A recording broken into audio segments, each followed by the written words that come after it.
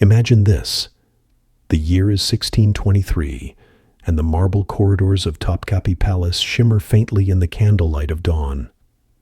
Outside, Istanbul slowly wakes to the call of the muezzin, but inside the Sultan's palace, silence hangs heavy, broken only by a single piercing scream. Some said it belonged to Princess Fatma Sultan, barely 15, daughter of one of the mightiest rulers on earth.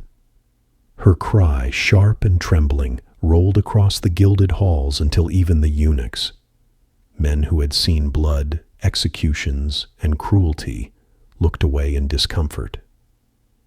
What could reduce a princess, wrapped in silks and born into splendor, to such terror? Before we continue, if you enjoy uncovering the untold secrets of history, the stories too dark, too uncomfortable, or too human to make it into official chronicles, then make sure to subscribe and let me know in the comments where in the world you're watching from. These are not fairy tales, but whispers carved in shadow. For centuries, rumors surrounded the wedding nights of Ottoman princesses. Unlike the lavish ceremonies celebrated in public, their private reality was whispered only in the shadows of the harem. It was said that a ritual took place behind closed doors, something so cruel that no scribe dared to write it down. A test, a breaking, a demonstration that these daughters of the Sultan were not wives in their own right, but pawns of empire. Some chroniclers denied it altogether. Others hinted at fragments, documents hidden deep in Istanbul's archives, said to describe nights filled not with joy, but with humiliation. Whether fabricated or true, these whispers carried enough force to stain the reputation of Ottoman marriage customs forever.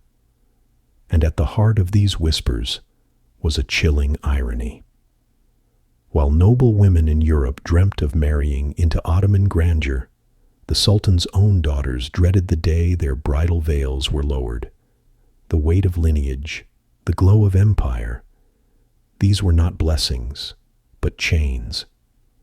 To understand why, we must step behind the golden gates of Topkapi Palace.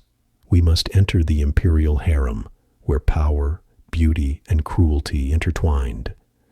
And we must follow the lives of the women within, slaves who sometimes rose to rule, and princesses who, despite their birth, often suffered a fate harsher than any captive.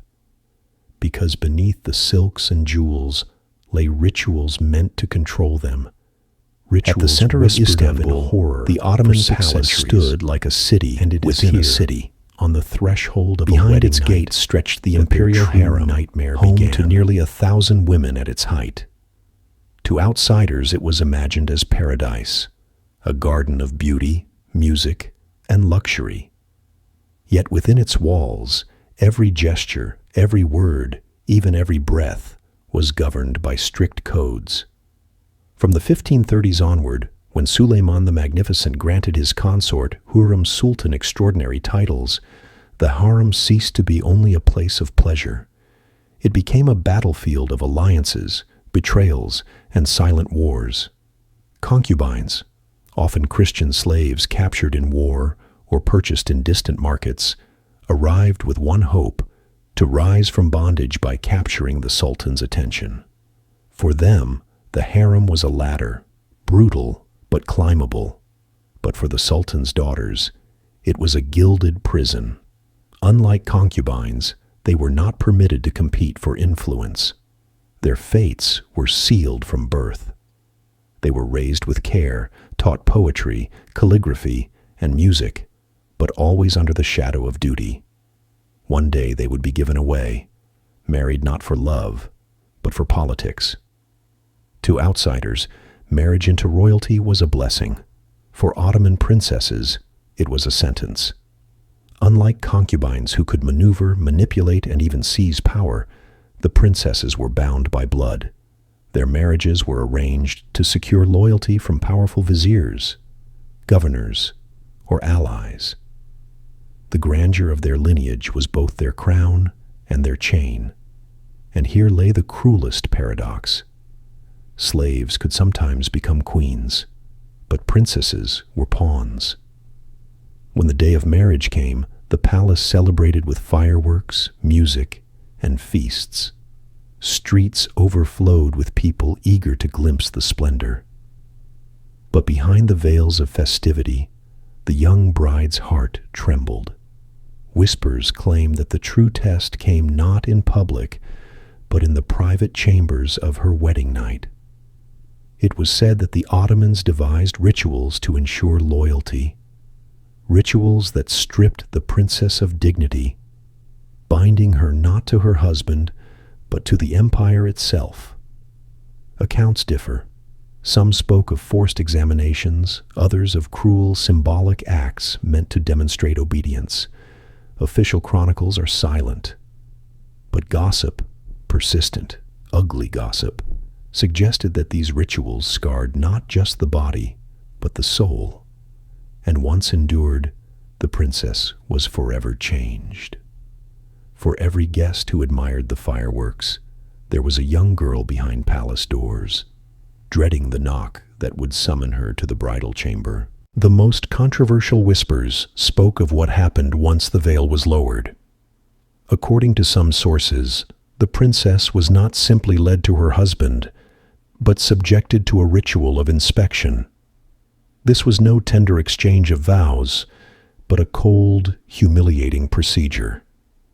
Some claimed eunuchs, those castrated guardians of the harem, bore witness to ensure the bride's purity before the marriage was consummated. The presence of outsiders on such a sacred night horrified European observers who later wrote of it. Whether truth or exaggeration, such tales fed the dark legend of Ottoman cruelty. Others whispered of an even harsher tradition, that the princess's first night was not hers to share with her husband alone, but staged as a ritual of submission, an ordeal to prove her obedience to the empire.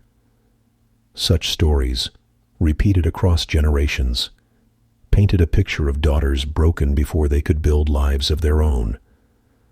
Were these tales fact? The archives remain frustratingly silent, yet silence itself may speak volumes. Ottoman chroniclers were masters of omission.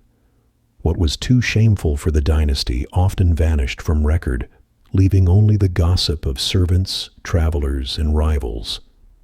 And gossip was relentless.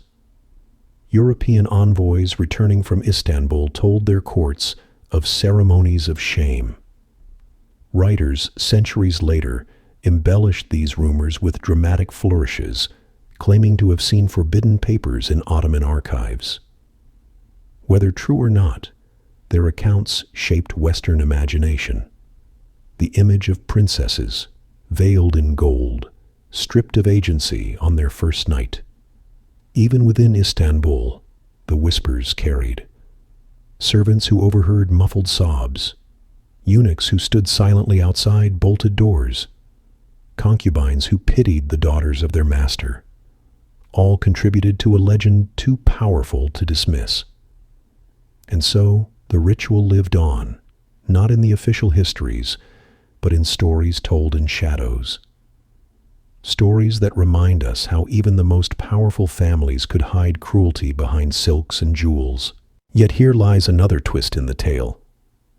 While princesses suffered under chains of duty, concubines sometimes rose to extraordinary heights. Between the 1530s and 1656, a period later called the Sultanate of Women, powerful mothers and consorts ruled behind the throne. Harem Sultan, once a slave, bent the empire's politics to her will. Kusum Sultan, famed for her cunning, became one of the most influential women in Ottoman history, feared even by the Janissaries. These women, once powerless captives, mastered the harem's brutal game and shaped the fate of empires. But their daughters, the imperial princesses, rarely shared this fortune. Unlike their mothers, they could not manipulate from within. Their marriages carried them away from the palace, often into unions designed only to strengthen alliances. Many never saw their homes again. The contrast was striking. Slaves became power brokers, while royal daughters became sacrifices. For the people of Istanbul, this irony was both fascinating and terrifying. Market vendors, servants, and poets whispered, "Better to be a concubine than a princess." A shocking reversal of expectation, but one born of cruel reality. It is within this context that the legend of the wedding night rituals persisted. They symbolized not just humiliation, but the broader truth, that even the daughters of sultans were prisoners of duty. So, what are we to make of these stories? Were Ottoman princesses truly subjected to rituals of humiliation on their wedding nights? Or were these tales the inventions of jealous rivals, scandal-hungry Europeans, and servants who turned whispers into legends? The truth may lie somewhere in between. What we know for certain is that imperial daughters bore immense burdens. Their lives were rarely their own. Their marriages were contracts, their bodies tools of diplomacy, their dignity often sacrificed for empire. Perhaps the wedding night rituals were exaggerated, perhaps they were real, but in both cases the fear they inspired speaks volumes. Fear does not rise from nothing. Fear lingers when people feel powerless, when cruelty is not only possible, but expected. For 6 centuries, these stories survived in hushed tones, carved into memory if not parchment. And while official histories celebrated the victories of sultans and generals, the cries of their daughters faded into silence. Yet tonight, as we revisit these forgotten voices, we glimpse a darker side of empire, a side where splendor masked suffering, and where even princesses dreaded the hour meant to mark the start of joy. The Ottomans built mosques, armies, and cities that dazzled the world. But behind the grandeur lay human stories, fragile, fearful, sometimes tragic. And it is in those stories that we find the truest history.